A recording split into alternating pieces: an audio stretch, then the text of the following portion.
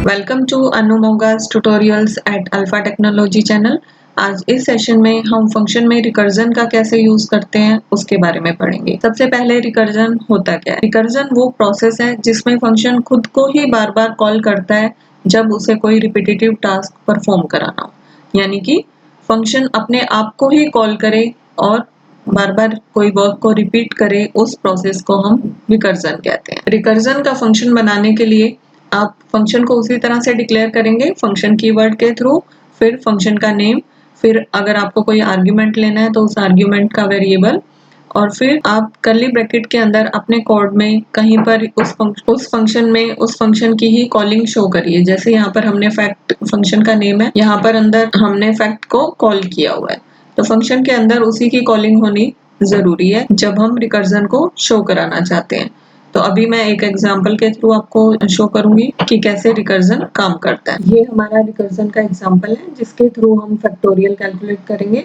Factorial क्या होता है कि कोई नंबर को हम तब तक उससे मल्टीप्लाई करते हैं जब तक इसको लेस करते करते वो 1 ना हो जाए। जैसे अगर हमने 5 का फैक्टोरियल निकालना है तो 5 इंटू 4 इंटू 3 इंटू 2 इंटू 1 तक हम आपस में मल्टीप्लाई करते हैं। अब उसके लिए हम यहाँ पर स्क्रिप्ट में कोड देखते हैं। सबसे पहले हमने एक नंबर इनपुट किया जिसका हमें फैक्टोरियल निकालना है। प्रॉम्प्ट बॉक्स के थ्रू हमने वो नंबर इनपुट किया। उसके बाद हमने रिटर्न टाइप वाला एक फंक्शन लिया है जिसमें हमने c equal to fact a, यानी कि a हम आर्ग्यूमेंट पास करेंगे और जो फैक्टोरियल रिटर्न होके आएगा वो c में आएगा। अब हम फंक्शन डिफाइन जहाँ पे किया उसका कोड देखते हैं। फंक्शन सबसे पहले कीवर्ड यूज किया, उसके बाद फैक्ट फंक्शन का नेम है, उसके बाद हमने यहाँ पर एक वेरिएबल लिया a, जो ऊपर से a की वैल्यू की कॉपी इस a के पास पहुंचेगी।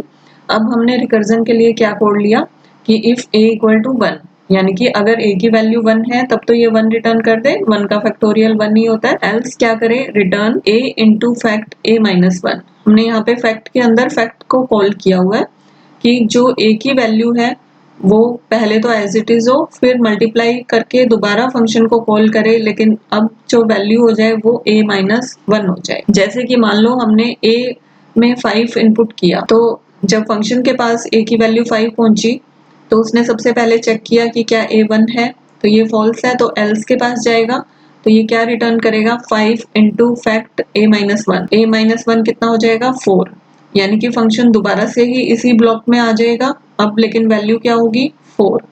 अब एल्स में पहले ऑलरेडी 5 है, अब 5 into 4 into fact a minus 1, अब की बार नंबर जो है वो 4 है, तो अब वैल्यू a माइनस 1 से 3 के लिए कॉल करेगा फंक्शन। इस तरह से ये प्रोसेस जब तक a की वैल्यू 1 नहीं होगी, एक एक वैल्यू कम होते हुए यहीं पर ही घूमता रहेगा और जो पिछली वैल्यू है वो मल्टीप्लाई करता हुआ स्टोर करता रहेगा। जब a की वैल्यू 1 हो जाएगी तो सभी का मल्टीप्लिकेशन रिटर्न होके ऊपर c के पास जाएगा और फिर डॉक्यूमेंट डॉट राइट के थ्रू वो c की वैल्यू प्रिंट हो जाएगी। हम इसका एग्जीक्यूशन देखते हैं। सबसे पहले यहाँ पर एक प्रॉम्प्ट बॉक्स आ रहा है जिसमें हमें एक नंबर इनपुट कराना है। हमने यहाँ पर 4 इनपुट कर दिया। जैसे ही हमने ओके प्रेस किया, 4 का फैक्टोरियल 24 यहाँ पर शो हो रहा है। तो इस तरह से रिकर्जन वर्क करता है कि फंक्शन के अंदर उसी की ही कॉलिंग होती है। हमने बार बार फैक्ट को कॉल करा के एक एक कम किया और उसके थ्रू फैक्टोरियल कैलकुलेट किया। तो ये था हमारा रिकर्जन का एग्जांपल। आई होप आपको ये समझ में आया होगा, और अगर आपने अभी तक ये चैनल सब्सक्राइब नहीं किया है तो प्लीज इसको सब्सक्राइब करिए और बेल आइकन को जरूर प्रेस करिए ताकि आपको आने वाली वीडियोस के बारे में पता चलता रहे। Thank you for watching.